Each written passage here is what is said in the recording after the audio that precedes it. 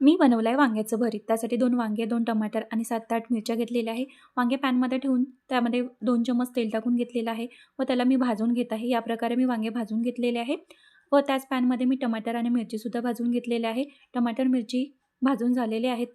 वांगे थंड झाल्यानंतर मी त्यावरचा साल काढून घेते आणि टमाटरचा सुद्धा साल काढून घेतलेला आहे व हातानेच त्याला मी असं बारीक करून घेत आहे. या प्रकारे बारीक झालेलं आहे व यानंतर खलबत्त्यामध्ये मिरची आणि लसणाच्या पाकळ्या कुटून घेतलेल्या आहे. एका पॅनमध्ये तेल ठेवून दिलेलं आहे. तेल गरम झाल्यानंतर त्यामध्ये जिरा, मोहरी टाकून दिलेलं आहे. जिरा, मोहरी छान तडतडल्यानंतर त्यामध्ये कांदा आणि कुटून घेतलेला मिरची आणि लसणाचा पेस्ट टाकून घेतलेला आहे व मेथी आणि सांबार टाकून छान मिक्स करून घेतलेलं आहे.